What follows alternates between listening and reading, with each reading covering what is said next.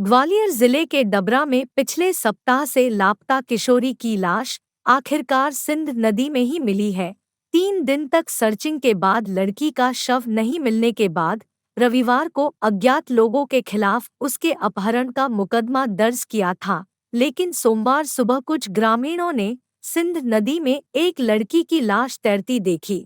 तब उन्होंने पुलिस को इसकी सूचना दी। मौके पर पहुंची पुलिस ने शव को बरामद कर लक्ष्मी कॉलोनी डबरा की रहने वाली नंदिनी बाथम के रूप में शिनाख्त की।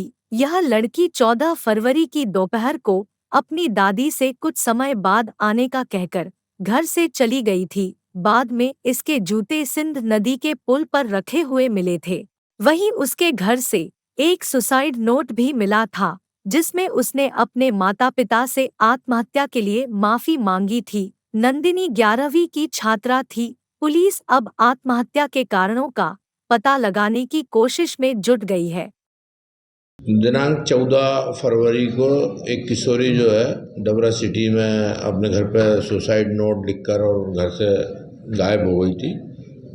और जब सुसाइड नोट में लिख गई थी कि मैं सिंध नदी से आत्महत्या करने जा रही हूँ, और जब सिंध नदी पे भी कुछ लोगों ने देखा था तो उन्होंने 100 डायल की सूचना दी थी। 100 डायल ने तत्काल मौके पर जाकर घटनास्थल पर तस्दीक की थी और उसके परिजन भी आ गए थे। तो उसकी लगातार 14 तारीख से वहाँ पे सर्चिंग की जा रही थी। वहाँ पे गोताखोरों द्वारा और SDRF द्वारा और हमारी पुलिस की टीम द्वारा भी लगातार सर्चिंग की जा रही थी, मगर उसका कोई पता नहीं चल रहा था। आज वो किशोरी की वहाँ पे डेड बॉडी मिल गई है नदी से, और काफ़ी मतलब डिकम्पोज हालत में मिली है, मगर परिजनों द्वारा पहचान लिया गया है कि उन्हीं की लड़की है। उस पर से जो है मर्ग उनके पिता के द्वारा उनकी रिपोर्ट पर से मर्ग कायम किया गया और मर्ग जांच की जा रही है, पोस्टमार्टम कराया जा रहा है।